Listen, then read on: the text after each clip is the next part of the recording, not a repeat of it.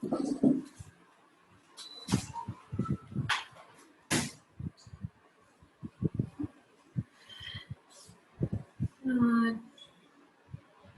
Today we'll be talking about polycystic ovarian syndrome, which everybody must be familiar with the definition, or somewhat familiar with this uh, common problem or a common entity in the present day adolescents. So this is, I think, when you look at this picture, you can see what I mean to say. Like, it's says you need to exercise, something which is related. It's a lifestyle disease, and lifestyle modification can prevent this to happen in the adolescent girls,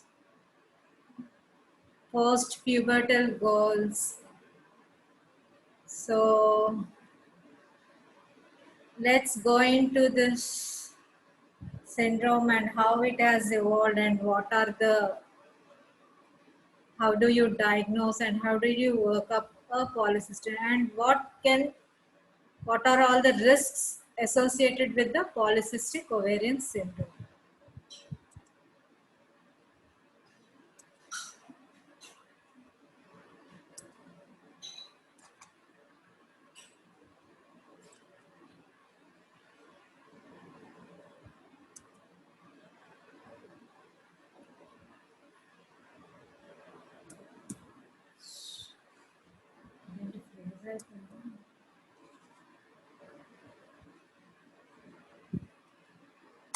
Sorry guys, this laptop is not responding.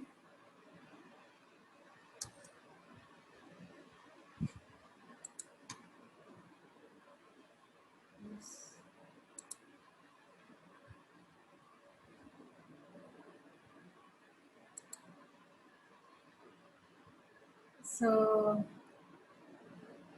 by the end of this class, what we need to arrive at, we should be able to identify a person having a polycystic ovarian syndrome, and you should know why it occurs and should be able to diagnose. So objectives.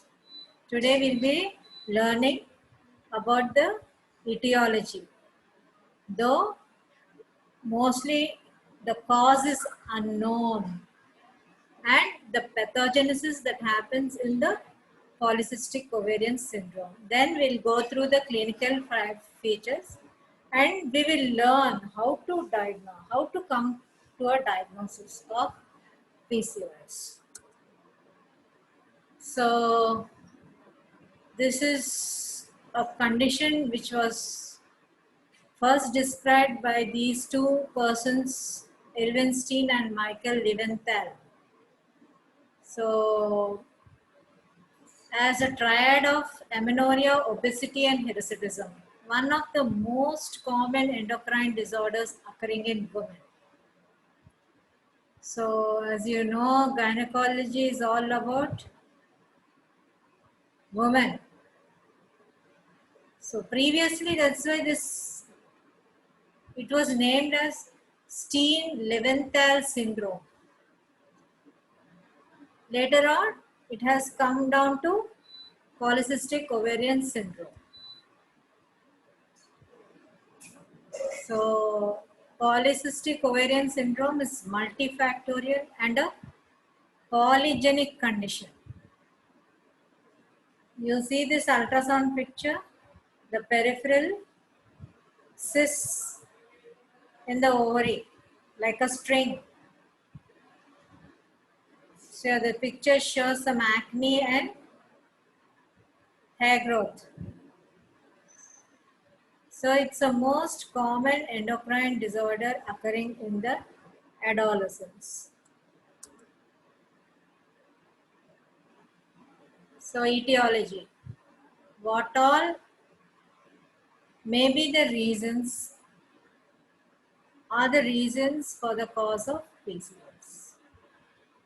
Though there is genetic and environmental factors, but lifestyle, diet and stress, which are lifestyle modifications we can do to prevent this polycystic ovarian syndrome. So let's see later on what are the lifestyle modifications we can do to prevent this problem. It is genetic. It runs in the families. 50% of first degree relative is expected to have PCOS if previous generation is PCOS. So what are the other etiologies? Hyperandrogenism, insulin resistance, drugs related, some drugs which are taken for other conditions might hypothyroidism. All these conditions may lead to polycystic ovarian syndrome. How these conditions will lead to polycystic ovarian is we'll go into the pathophysiology of it. And once a person has polycystic ovarian syndrome, also will have all these conditions. And if patient is having these conditions independent of polycystic ovary, can also be a polycystic, can go into polycystic ovarian syndrome. So this is how some genes regulating and secreting and actions of these androgens, CYP-LA, genes regulating folliculogenesis, gene regulating insulin secretion and action. So all these cause hyperinsulinemia, hyperandrogenism, and finally anovulation. What are the endocrinal changes we see in polycystic ovarian syndrome? Chronic elevation of estradiol levels due to lack of negative feedback effort from the hypothalamus. LH level is raised over 10 international units per ml. FSH level may remain low or normal. So FSH and LH ratio falls, but LH and FSH ratio will be raised. Sex hormone, SHBG is sex hormone binding globulin. Levels fall due to hyperandrogenism.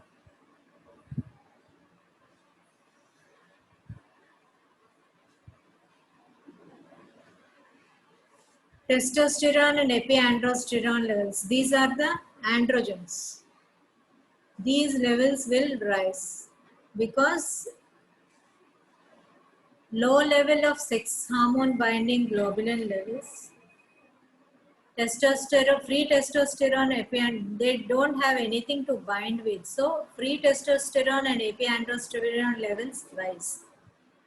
Fasting blood glucose and fasting insulin 4.5 suggests insulin resistance. Then there is dyslipidemia in PCOS. So triglyceride levels 150 milligrams per deciliter. Hyperlipidemia. It is HDL 50, testosterone 2 nanograms, free testosterone 2.2 picograms, normal level is 0.2 to 0.8. Normal and androstenedione level is 1.3 to 1.5. Dehydroepiandrosterone suggests there is, if DHEA is nanogram per ml, 700 nanograms per ml, suggests adrenal tumor. Prolactin is mildly raised in 15% cases. Then, because of hypothalamic dysfunction, this prolactin is mildly raised. Then, fasting insulin is more than 10 milliunits in PCOS in 50 to 70% of cases. Thyroid function may be abnormal and mainly it is hypothyroidism.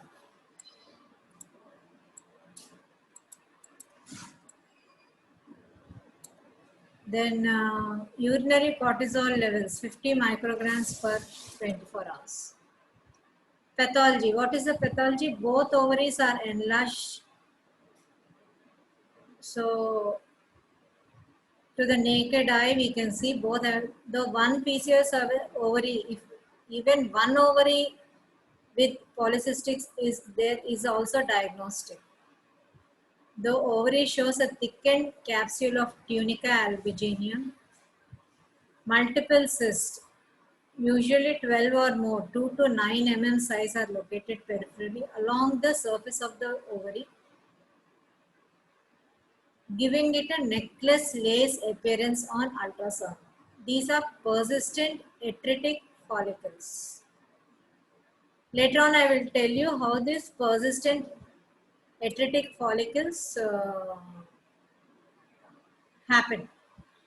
Theca cell hyperplasia, stromal hyperplasia accounts for the increase in size of the ovary, which amounts to more than 10 centimeter cube in volume. So this is the naked eye appearance of bilateral ovarian ovaries, enlarged ovaries. And this is the laparoscopic view. You can see this is the cyst. This is a laparoscopic view of the polycystic ovary. So what is the pathophysiology behind this PCOS? Usually there is hypothalamic pituitary compartment abnormality, androgen excess and hirsutism, anovulation, obesity and insulin resistance, and there are long-term consequences. So we'll see, go into the hypothalamic pituitary compartment in polycystic ovaries. So there is dysfunction of the hypothalamus. Everybody of you pay attention. There is dysfunction of hypothalamus. Because there is dysfunction of hypothalamus, there is increased GnRH pulsatility. Means the pulsatile thing, the GnRH is very much increased. This GnRH pulsatility causes the pituitary to increase more LH than the FSH. Because the sensitivity to LH is more, LH sensitivity to GnRH is more. What happens if this LH increases, pulsatile LH increases?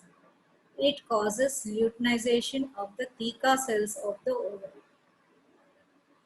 So the theca cells produce androgens, and there is decreased aromatization of the. Then what happens if the FSH is decreased? There is excess inhibin.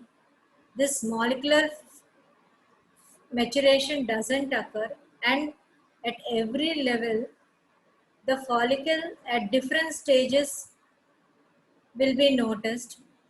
Follicles are recruited, but there is no maturation. At different levels of maturation, they become static. So there is under the influence of, because there is no surge, LH surge for the ovulation to occur. Because of LH increase, there is increased levels of androgen, and because of this there is, and all the more the adrenal androgen secreted also. Because of decreased sex hormone binding globulin, there is free testosterone and free estrogen levels in the blood.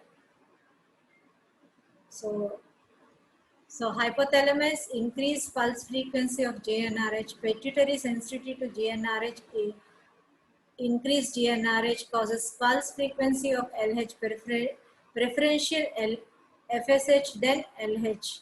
FSH is decreased.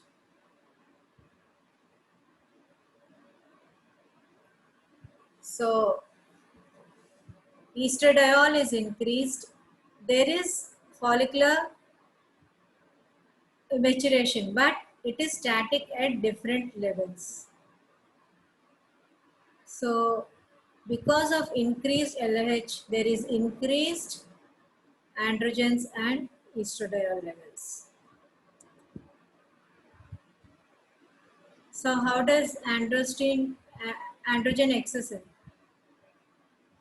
One is increased, as I told you previously, increased LH stimulation causes the theca cells to increase production of androgens. Then this enzyme P450C17 is also has a role in the this dysregulation also causes increased androgen levels. Then insulin resistance also causes insulin-like growth factor autocrine mediation causes increased androgen production. The androgens are androstenedione and testosterone. Increased insulin, hyperinsulinemia also causes increased LH and decreased aromatization. This is the pathophysiology of how the androgen excess occurs. So what happens in the ovary? Because of increased LH and insulin growth factor 1, there is thecal cell hyperplasia and stromal hyperthecosis. And there is increased androgen production. Because of decreased FSH, there is follicular maturation is decreased and aromatization is also affected. So there is decreased estradiol and increased inhibin level because of defective aromatization of the follicular cells. So you can look how this hyperandrogenism occurs due to obesity. So obesity causes the adipose cells, causes increased insulin, hyperinsulinemia and insulin resistance, which affects the hepatic synthesis of sex hormone binding globulin and insulin growth factor binding protein. Because of these two, the androgen levels are increased. So obesity affects in two ways. Then increased insulin resistance because of increased LH. There is theca cell hyperplasia and the androgens are increased. So what happens? Long-term consequences of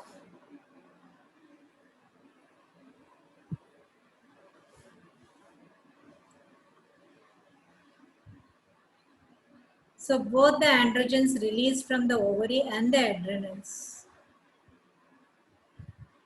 because of defective aromatization. peripheral aromatization. There is decreased sex hormone and unbound estradiol and estrone. This estrone is increased, and the tonic hyperestrogenic state occurs because of because of hyper because of negative feedback, hypersensitivity to GnRH, and this cycle continues. So, what are the health risks due to polycystic ovarian syndrome? These are, you can divide them into short-term risks and long-term risks. So in short-term risks, you will have obesity, menstrual, especially central deposition of fat, menstrual abnormalities, mostly it is oligomenorrhea and amenorrhea, annual ovulation and infertility, abnormal lipid profile, reproductive age you have miscarriages, due to androgen excess you can have acne, hirsutism and alopecia. What is alopecia? Is hair loss. Hirsutism is extra hair growth in unwanted areas. Insulin resistance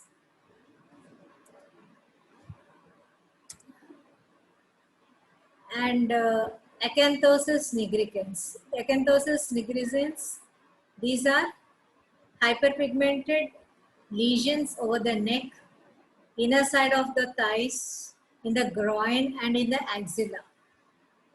There is hyperpigmentary due to androgen excess. So what are the long-term risks in PCOS? 10% will have go into diabetes mellitus type 2. Because of hyperestrogenic state, there is endometrial hyperplasia and leading to endometrial cancer and ovarian cancer. Persistently, as I told you, elevated. Then there is dyslipidemia, decreased LH and increased LDL, hypertension, cardiovascular disease, coronary hyperhomocystinemia, inflammatory adipocytokines, obstructive sleep apnea because of obesity, and increased mortality. So same age with PCOS, without PCOS, in a younger age can lead to this long-term risks because of PCOS. So what are the biochemical abnormalities in PCOS? There is hyperandrogenemia. Now we know how does this occur. Hyperinsulinemia, hyperlipidemia, high serum estrogens, estradiol and estrogen, androgenic ovarian follicular micro, that is anovulation, hyperprolactinemia, insulin resistance, hypersecretion of LH, low serum sex hormone bleeding, low FSH, low serum progesterone and hyperhomocystinemia. So clinical features. Clinical features, obesity, menstrual irregularities, acne, hirsutism and infertility. These are the main clinical features associated with polycystic ovarian syndrome. So the 50% have obesity. Insulin resistance is present in 70% population with PCOS. Oligoanovulation, that is oligomenorrhea, 70%. Androgen excess, 70%. Hirsutism, 70%. And only polycystic ovaries in 80%.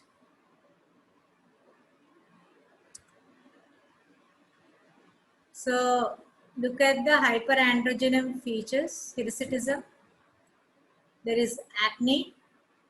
Hirsutism is unwanted hair on the face. And androgenic is male type of baldness. This is androgenic alopecia. Menstrual irregular, oligomenorrhea, amenorrhea and infertility. So if you know the normal menstrual cycle, you can see in the mid-cycle on the 14th day, there is a LH surge. So many follicles are recruited for ovulation, but one follicle ruptures and the ovary is released. Here, because of LH surge, this ovulation occurs. What happens in PCOS? There is no LH surge. LH constantly increases. The follicles are recruited, but no ovulation occurs.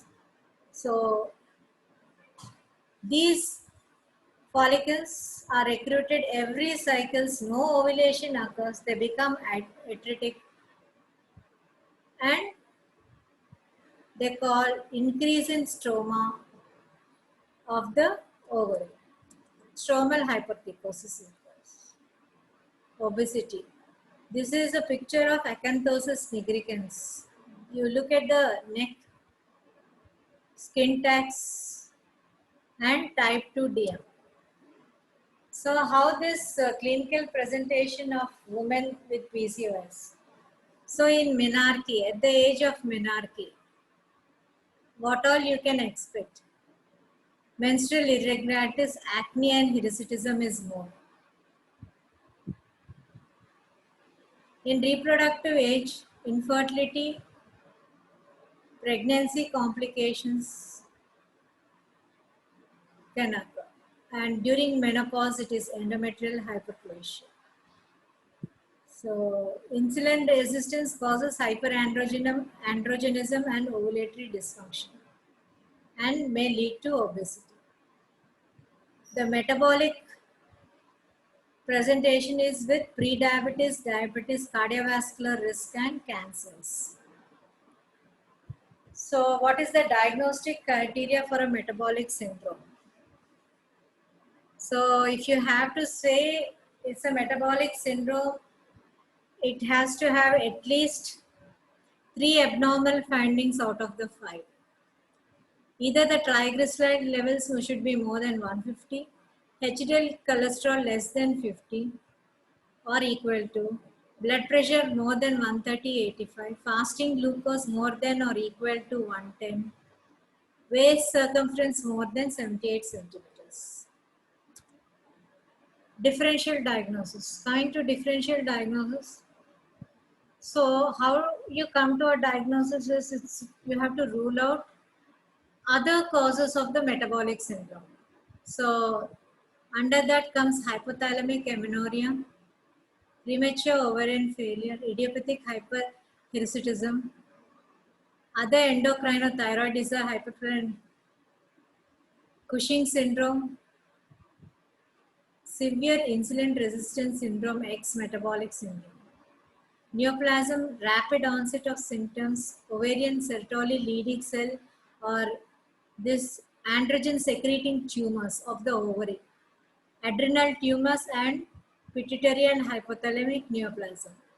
Drugs, anybody on steroids can have a similar picture of polycystic ovarian syndrome. Heyran syndrome, we can see is, what is Heyran syndrome? It is hyperandrogenism, insulin resistance and acanthosis nigricans. So we have a diagnostic criteria for PCOS. It is given by National Institute of Health, USA 1990, European Society of Human Reproduction and Endocrine, and American Society of Reproductive Medicine, and Rotterdam's criteria. This is in 2003, and Androgen Excess PCOS Society in 2006.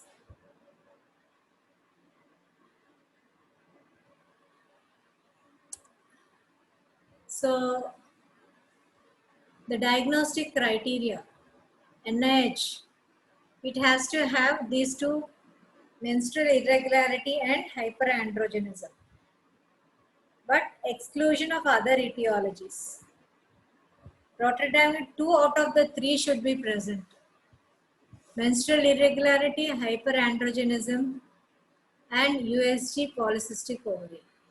Exclusion of other etiologies: menstrual irregularities, hyperandrogenism, and exclusion of other etiologies. Here, menstrual plus or minus, but here also it's 2. Androgen excess society. So So how do you exclude this other related disorders? Or what are these other related disorders?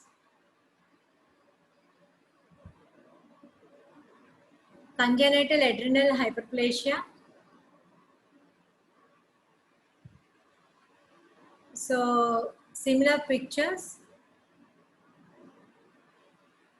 Cushing syndrome. Here also you have facial and truncal fat, accumulation, amenorrhea, excessive hair growth in sideburn region.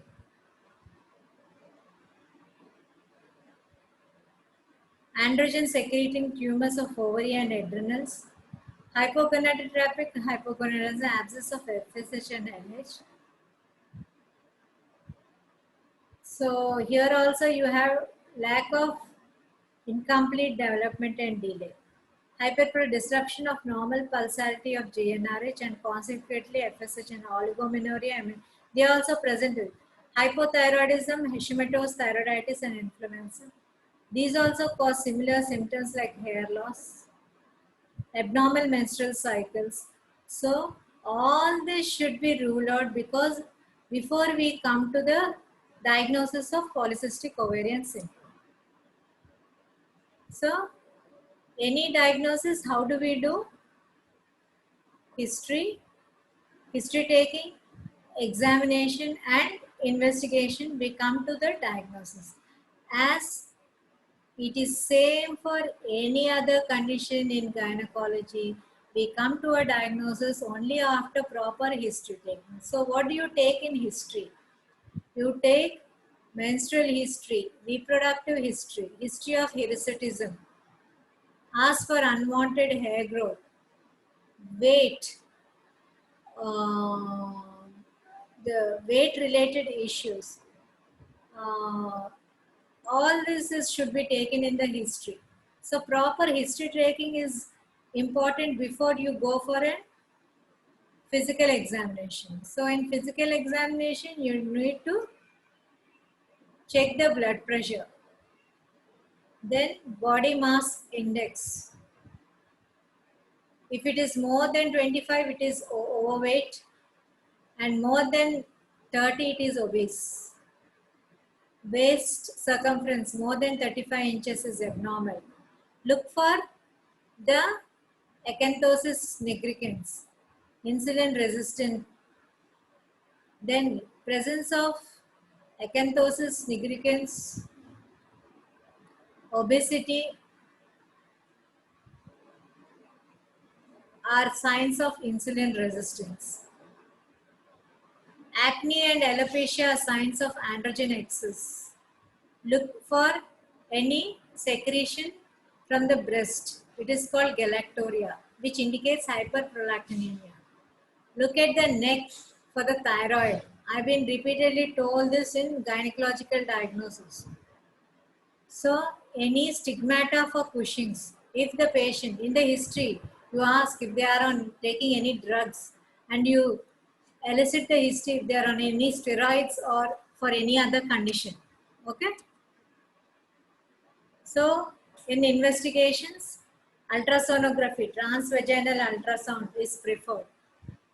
Reassessment of BMI, blood pressure, waist circumference, serum levels of FSH, LH, TSH, total testosterone, prolactin, dehydroepiandrosterone, and the 17 oxyhydroxyprogesterone, 2 hours oral GTT, and lipid profile are the routine investigations done in a PCOS case.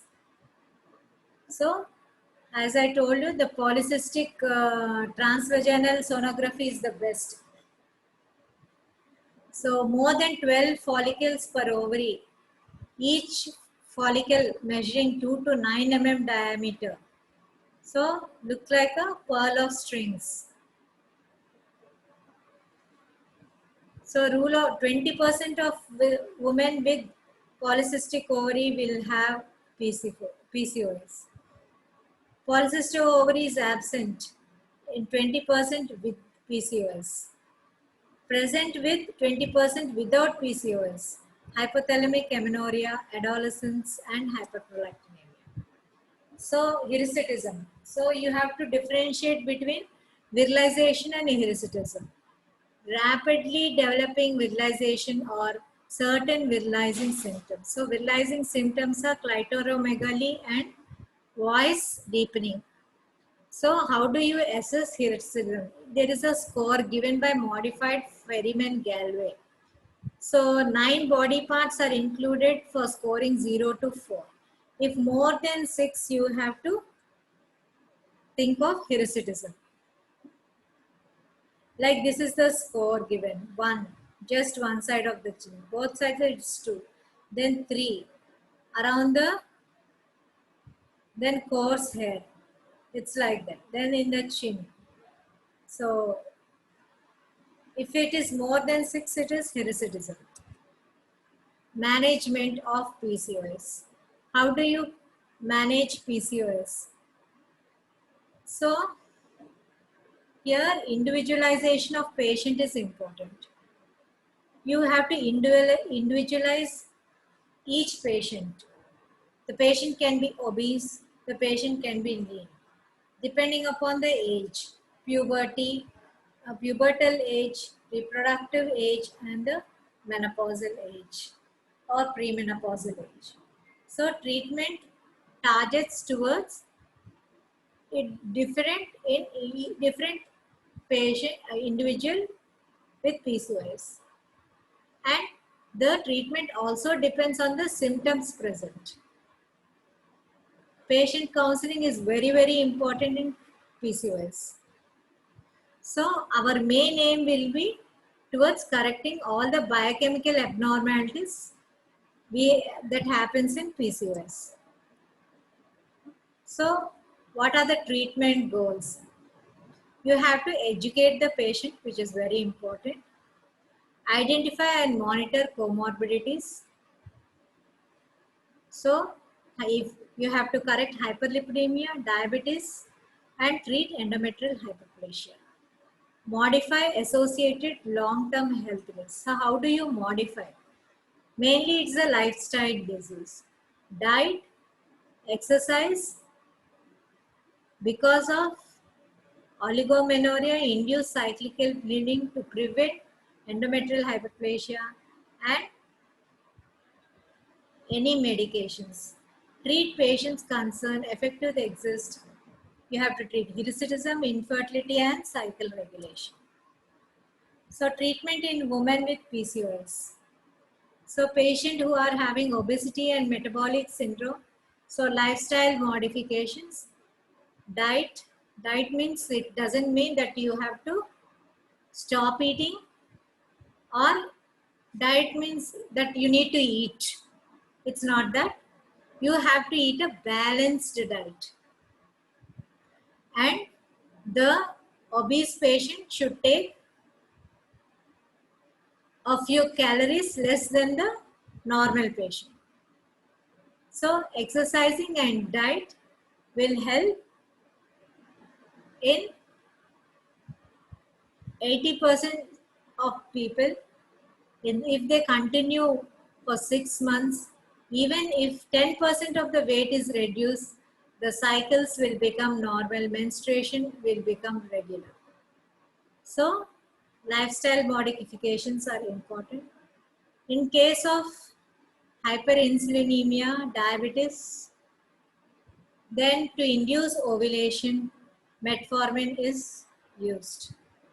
Cases of subfertility, they needs ovulation induction. So ovulation induction drugs like letrozole, metformin, and gonadotropins are started. Any abnormal uterine bleeding, we know you have know what is the pattern of uterine bleeding in PCOS. Progestins, combined oral contraceptive pills can be used for 6 months. Increased body hair, hirsutism. So anti-androlyte clomiphene citrate can be started in these patients. Spironolactone, and combined oral contraceptive pills also help in. But whatever the hair has come will not be reversed back with using these drugs, they should be removed by alternate methods like waxing, laser, cautery, or other methods, or but not with the drugs. But it can prevent more hair follicles to develop with these drugs. So what is the role of surgery in PCOS? So laparoscopic ovarian drilling. If you look at the picture, this ovarian drilling is done.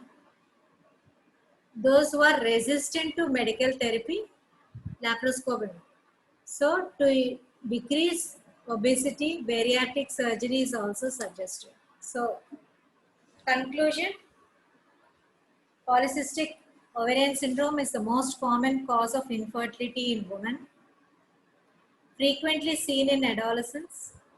Early diagnosis is important because of potential long-term consequences. So you have to prevent. Primarily characterized by ovular dysfunction and hyperandrogenism. Diagnosis, ultrasound abdomen showing polycystic ovaries. Management includes non-pharmacological and pharmacological. What is non-pharmacological? Weight reduction, diet, exercise, yoga, do whatever, but don't increase your weight, which leads to many a metabolic syndrome.